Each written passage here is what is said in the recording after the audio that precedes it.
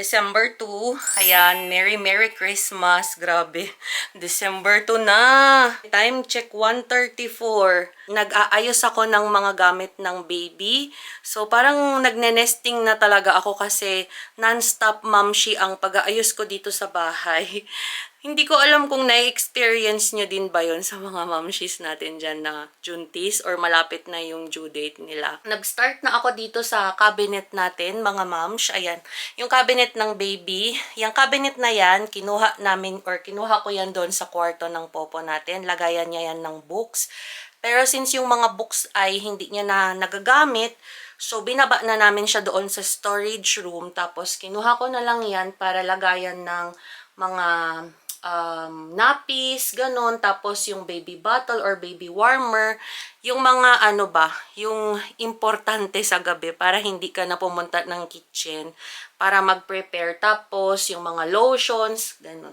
So hindi ko pa siya tapos mga moms kasi may mga ibang pa akong gamit na binigay ng Shein na hindi ko alam kung saan ko ilalagay.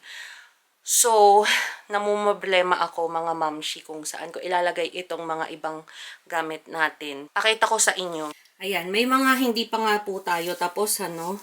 Ito nga yung panlinis ko mamshi o kakatapos ko lang siyang punasan. Ayan. Itong mga to hindi ko pa siya nabubuksan kasi ayoko siyang maalikabukan. Itong mga to. Ito lalaban natin to mga mi. Pero nilagay ko muna dyan pang display. And then ayan na mga mi yung mga ibang gamit na naayos ko pa lang today, as in today. So, yung mga iba dyan, hindi ko muna pinagbubukas kasi nga ay baka maalikabukan. So, hinayaan ko na muna sila sa karton nila. Tapos, ito yung mga ibang gamit na hindi ko pa naaayos mga. Tingnan nyo to, nabasag oh. Binigay ng Shein sa akin ito. Hindi siya na packaging ng maayos. Sayang naman. Ayan siya. Bumili pa man din ako nung Arabic na coffee. Pero hindi na natin siya magagamit kasi nabasag. Tapos pala, gusto ko din pala kayong i-update doon sa aking glucose test. Kung natatandaan nyo, 'di ba? Parang kailan yun? Hindi ko sure mga mi. Pero, ayun, thank God mga mi, hindi tayo diabetic. Wala tayong diabetes. Grabing prayers yung ginawa ko, mamshi, para lang talaga hindi ako maging diabetes, or diabetic. Kasi mahirap na, mams, kapag diabetic ka. Tapos, yun nga, i-control mo lahat yung mga kakainin mo. May kilala kasi ako, may mga friends ako na kilala na ganun yung nangyari sa kanila.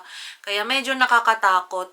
So, sabi sa akin ng doktor, baka ma-normal daw yung aking pagdi-deliver sa baby. Kasi nung una, medyo natakot ako. Sinabi niya sa akin na baka ma-CS ako. Tapos, yun nga, gusto na namin siyang ipa-schedule for CS. Kasi, para minsanan na lang yung takot, yung kaba, ganun ba. Pero ayun nga, sabi niya sa akin, baka malaki yung possibility na yung baby natin ay ma-normalize ko ba. Kasi nakaposition na siya doon sa aking labasan. Pero hindi pa naman daw siya nakasiksik ng totally doon, but naka-ano na siya, naka-prepare na siya, at saka hindi ganun kalaki si baby katulad nung kay Popo. Si Popo kasi noon 4.5, ang laki niya, grabe. Tapos naka 10 cm ako dati, pero hindi talaga kinaya ng aking powers dahil nga sobrang laki ng baby, mamshi. Talagang mawawarak yung ano natin. Kaya ayun, na CS tayo. So ngayon ay yun nga, gusto kong ibalita sa inyo na thank God, okay ang lahat ng aking mga tests. Ay, yung ihi pala, na ano siya, na, ang tawag dito, na contaminate daw siya. So, kailangan kong ulitin yung analysis ko ng, or urine analysis, bang tawag doon. Babalik ulit ako doon para umihi lang or magdadala ng ihi sa kanila. Tapos, ayun. Pero wala naman daw problema kasi na-contaminate lang naman. Pero syempre, kailangan na ma-double check in case na may infection ako, ganun, or something, 'di ba? So, ayan mga moms. Mag-isa ko ngayon. Wala yung dalawa. Kasi nag-bike sila. Maganda yung araw. Ngayon lang ulit umaraw. So, ayan mga mi, kakatapos ko lang maglinis, magpunas. Ayan nga yung aking panlinis. So, ngayon ay tapusin ko naman yung aking gawain sa living area namin or sa sala namin kasi hindi ko pa siya na-vacuum. Pasensya na madilim. Sinara ko kasi yung door sa kitchen dahil maingay. Dito naman ako magpupunas-punas, mga mi. Tapos, antayin ko yung dalawa dahil mag-aalas 2 na, pauwi na din yung mga yun. So, samantalahin ko na muna na maglinis-linis dito habang walang mga istorbo, walang mga pakalat-kalat dito. Kakatapos ko lang mag-vacuum. Ang init, grabe. Time check, 2:00 na mga mams. Wala pa yung dalawa. Sabi nung daddy guwaps natin, babalik sila before 2. Pero wala pa sila. Kakatapos ko lang din mag-vacuum, maglinis dito sa sala natin. Tapos, nagluto na din ako ng ulam namin. Nag-start na actually ako magluto. Naantay ko lang siyang magisa, yung karne. So, ayan, magpapahinga muna ako ng kaunti kasi hinihingal ako, mamshi. Ang hirap na palang mag-vacuum ngayon. Dati gustong-gusto ko mag-vacuum. Ngayon, walay na. Kasi nga, pinagpapawisan. Tapos, mabilis na tayong mapagod. So, ayan, mga mems. Ipapakita ko sana yung chan ko sa inyo. Pero wait lang, magpapahinga muna tayo. Sumakit yung balakang ko na naman. Kasi nakalimutan kong mag-belt. Ito yung belt na shinare ko sa inyo before, kung natatandaan nyo, 'di ba? Bumili tayo sa Amazon. Yung kasi, yung isang belt na meron ako, sa Amazon ko din siya nabili, mga mems. Hindi yung baby carrier ha.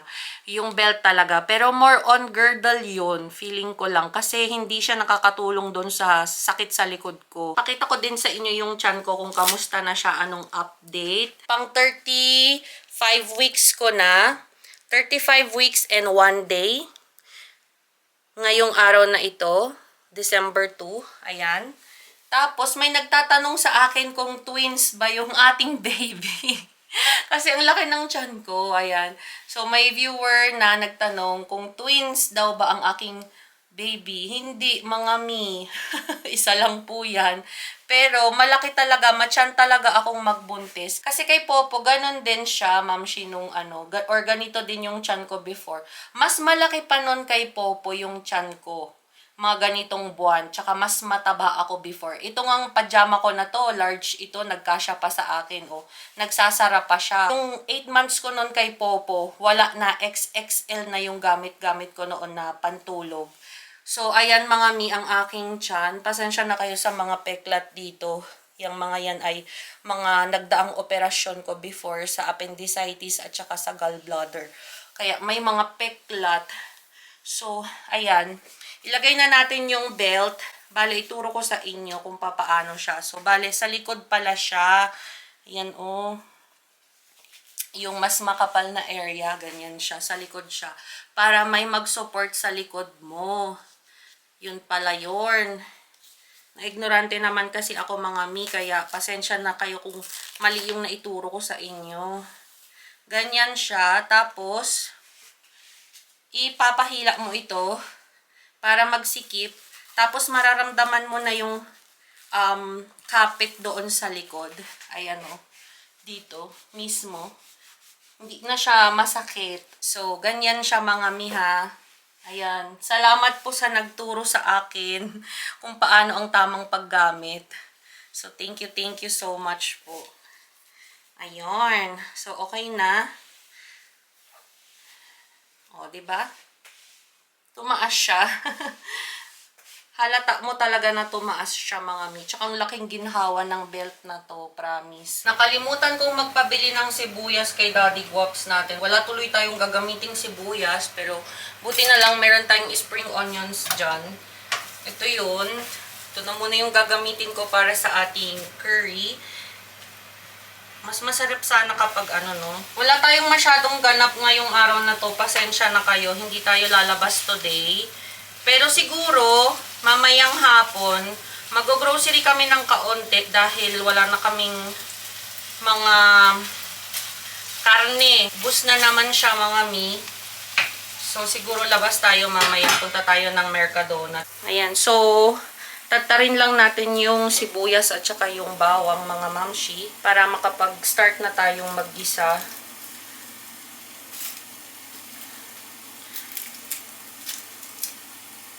Ayan. Wala pa din yung dalawa. Nag-enjoy na ata sila sa pagbabike. Kanina pa sila sa labas. Pero maaraw kasi ngayon, kaya ayan, na-enjoy nila. Lalo na si Popo, hilig niya ng mag-bike. Na-enjoy niya na rin yung pagbabike, parang sa daddy niya. Tsaka ang lalayo ng pinupuntahan nila, grabe, nasa mga 9 kilometers, 5 kilometers.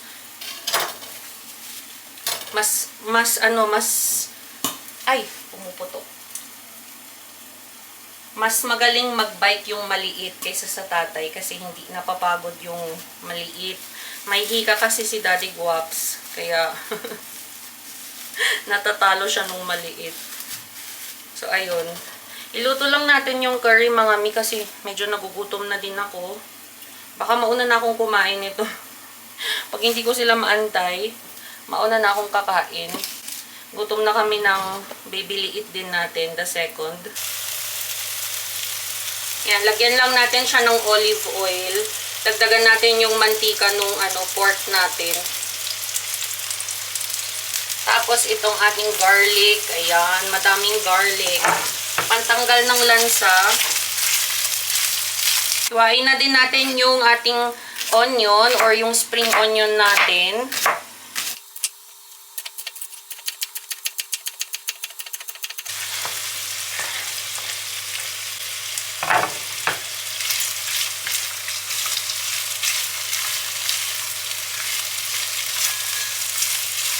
And lastly, yung ating luya.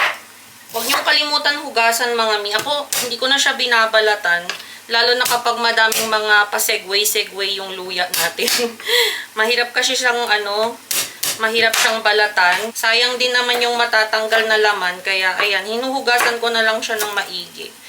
Tapos, saka natin to idadagdag doon sa ating gisa. Malapit na maluto itong ulam natin. Lalagyan ko na lang siya ng curry. Ito yung nabili natin sa Costco. Paubos na din to. Kailangan ko din pumunta ng Costco pala para bumili ng mga ganito kasi mas mura doon. Time check, mga mi. 3:30 na. Kain na ako. Living alone ang peg natin ngayon. Tumawag kanina ang Daddy Guaps. Makain na lang daw sila sa McDo. Ito na yung naluto natin. Yung chicken curry. Pork curry. Nilagyan ko siya ng kamatis para mas malasa. Masarap pala siya pag may kamatis, Tapos, yung ulam namin yesterday na broccoli with sardinas, yung natirang ulam, kasi wala din lang naman kakain yan. Ako din lang naman parati yung kumakain ng mga tirang pagkain dito sa bahay. Ayan. Grabe, naglalaway ako. Talagang nagugutom na talaga ako, mga mems. So, kain muna ako, mga mems, ha. Tapos, magchikahan tayo. Kasi may mga nagtatanong pong subscriber sa akin, paano daw magiging setup kapag manganganak na daw ako, saan mag-stay ang popo, parang ganun, pag manganganak daw ako. Kasi nga, tatatlo lang nga lang naman kami dito sa bahay, diba? Actually, mga mi, nakaplano naman na lahat. Plinano na namin dati ni Daddy Guaps na kapag manganak ako, isusama namin ang popo kasi December naman yun, for sure, or katapusan ng December, nakabakasyon na sila. So, dun sa hospital na panganakan ko kasi is private. So, nung last nanganak ako kay Popo, natatandaan ko, may 2 beds doon. Hindi naman totally na talagang literal na beds yun. Kasi, yung isa, pwedeng itumba or i-slant yung katawan mo. Tapos, yung isa, sofa siya, mga moms. So, naisip ko na, siguro, doon na lang din ang popo. Kasi si mama ko naman ay may work. So, ayoko naman na maistorbo ang work ng mama ko. 'Di ba? At saka, for sure, ang popo is, mamimiss niya kami. Ayaw niya na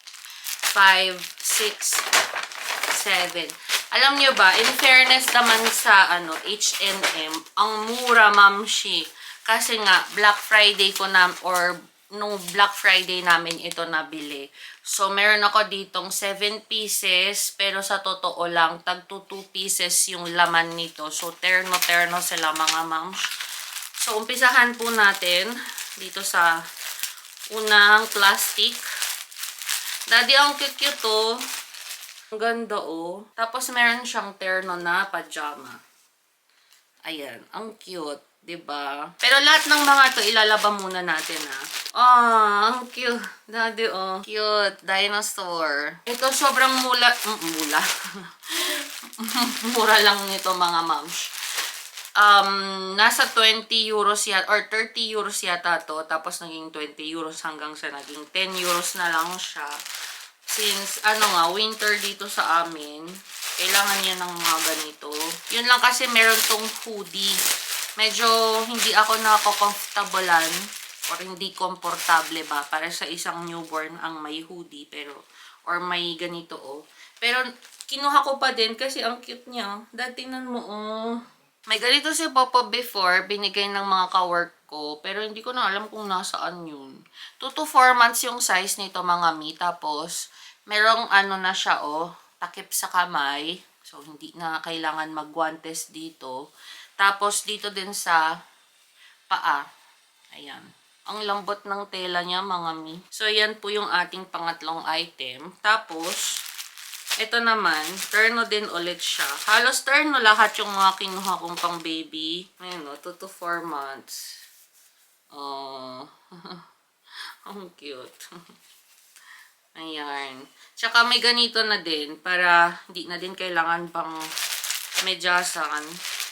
Kasi sobrang lamig dito, mamshi, sa Spain kapag winter. As in, sobrang lamig talaga. Pati na din dito sa loob ng bahay. Kailangan mong mag-heater. Ito naman yung next item. Terno din. Ay, hindi siya terno pala. Kasi mga pala tong mga to. Mga pajamas. Ayan o. 3 pieces siya mga mamshis. As in, super duper sale lang tong mga to from H&M.